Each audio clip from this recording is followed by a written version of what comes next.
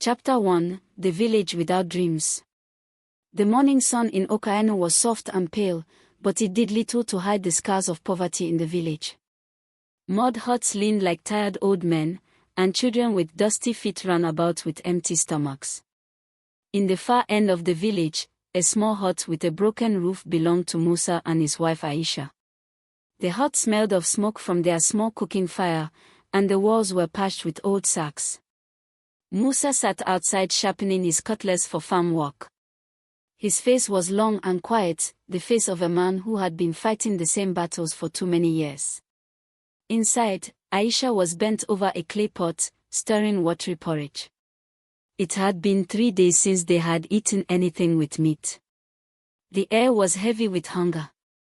"Food is ready," Aisha called softly. Musa came in and sat on the mat.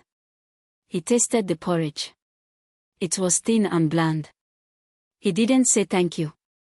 He only ate in silence. Aisha watched him, wondering when her husband had stopped smiling.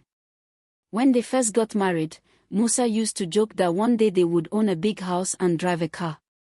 But those dreams seemed to have died somewhere along the way, buried under years of failed harvest and unpaid debts. Chapter 2: The Jeep That Changed Everything. The dusty road into Okaeno was usually empty.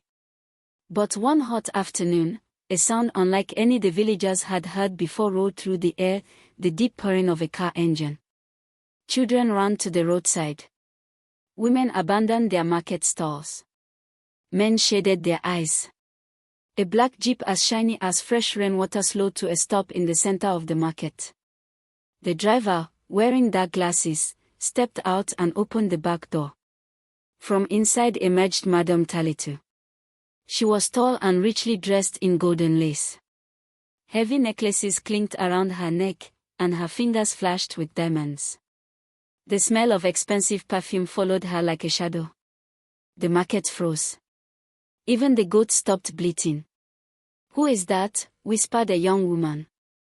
"That's Madame Talitu, the widow from the city," an older trader replied. "They say she owns shops, lands, and houses." Musa stood at Aisha's corn stall, watching the woman. She seemed like she belonged to another world, a world where hunger and broken roofs didn't exist. Madame Talitu's sharp eyes swept the market and stopped on Musa. For a moment, their gazes locked.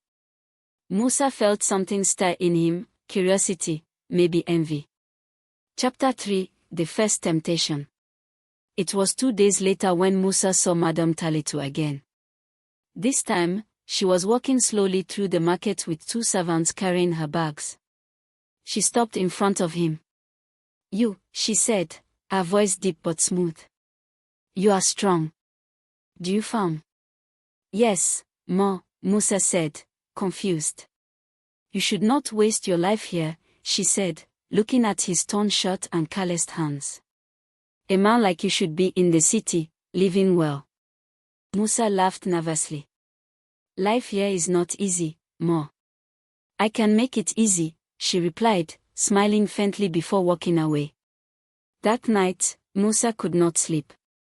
He thought about her words. He thought about eating meat every day.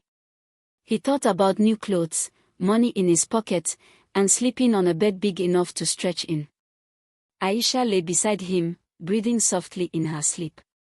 Musa turned away and stared at the ceiling. Chapter 4: The Decision. The offer came a week later. Madame Talitu sent her driver to the farm where Musa was clearing weeds. The man handed him an envelope. Inside was money, more than Musa had ever held in his life, and a note. "Come to the city. Be my husband. Leave this life behind." Musa sat on a rock for a long time, the note trembling in his hands. That evening, he told Aisha. She stared at him as if he had spoken in another language. "You want to leave me for her?"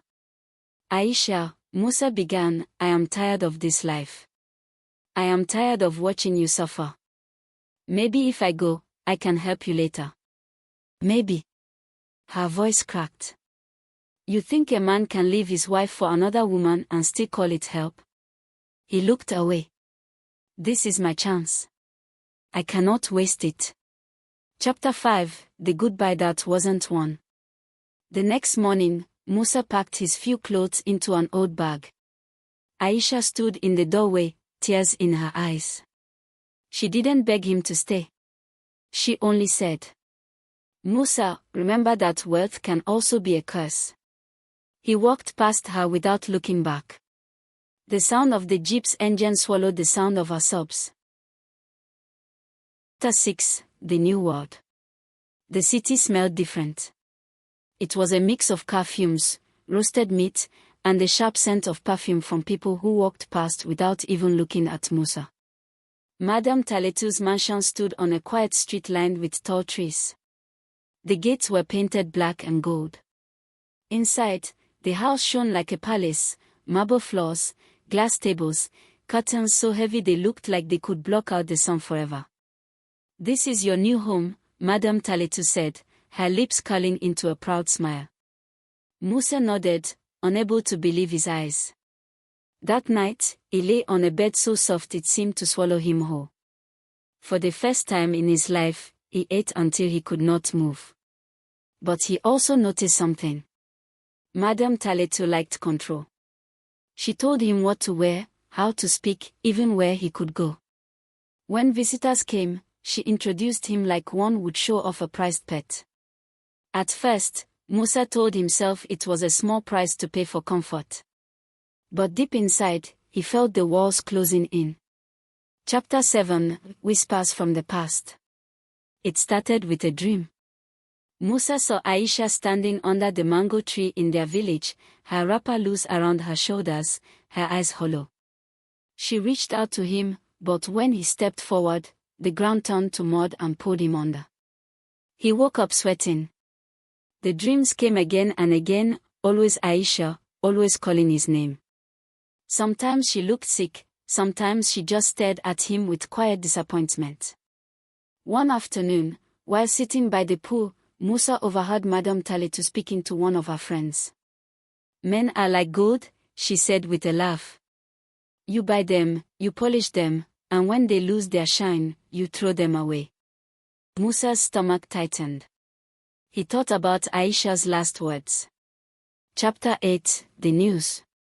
The news came in the form of a short phone call from his cousin in Okayano. "Musa, Aisha is dead." The words felt like a hammer to his chest. They said she had fallen sick. No one had money for medicine. She grew weaker each day until she slipped away quietly one night. They buried her under the mango tree where Musa had once promised her a good life. That night, Musa could not eat. The food on his plate turned cold as he sat staring into nothing. He could almost smell the smoke from their small cooking fire, hear the sound of her laughter before life broke it. Chapter 9, The Haunting. After Aisha's death, strange things began to happen. When Musa looked into the mirror, he thought he saw her shadow pass behind him. At night, the bed felt cold on one side, as though someone was lying there watching him. He began to drink heavily to silence the whispers in his head. But the more he drank, the louder they became.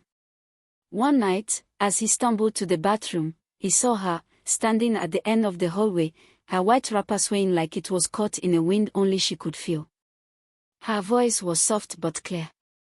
"Musa, wealth can also be a curse."